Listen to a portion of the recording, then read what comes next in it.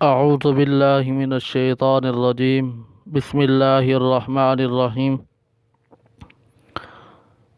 قل اعوذ برب الفلق من شر ما خلق ومن شر غاسق اذا وقب ومن شر النفاثات فی العقد ومن شر حاسد اذا حسد۔ آج کے درس میں ہم سورۃ الفلق کا ترجمہ اور سورۃ الفلق کے فضائل پڑھیں گے۔ کہہ دیجئے میں پناہ لیتا ہوں صبح پھوٹنے کے رب کے ساتھ، من شر ما خلق، اس چیز کے شر سے جو اس نے پیدا کی، ومن شر غاسق اذا وقب، اندھیری رات کے شر سے جب سمٹ آئے یعنی وہ پھیل جائے، ومن شر النفاثات فی العقد، اور گروہ میں پھونک مارنے والیوں کے شر سے، ومن شر حاسد اذا حسد، اور حسد کرنے والے کے شر سے جب وہ حسد کرے۔ اس صورت کے بہت سارے فضائل ہیں، چند ایک عرض کرتا ہوں۔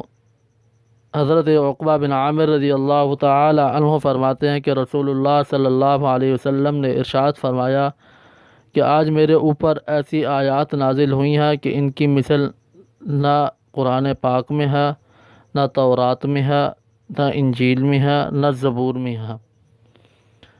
حضرت عامہ عائشہ صدیقہ رضی اللہ تعالی عنہ فرماتی ہیں جب بھی آپ صلی اللہ علیہ وسلم بیمار ہوتے تو یہ دونوں صورتیں پڑھ کر اپنے ہاتھوں پر دم کر کے پورے بدن پر پھیر لیتے۔ پھر جب مرض وفات میں آپ کی تکلیف بڑھ گئی تو میں یہ دونوں صورتیں پڑھ کر آپ صلی اللہ علیہ وسلم کے ہاتھوں پر دم کر دیتی تھی، اور آپ صلی اللہ علیہ وسلم ان کو تمام بدن پر پھیر لیا کرتے تھے۔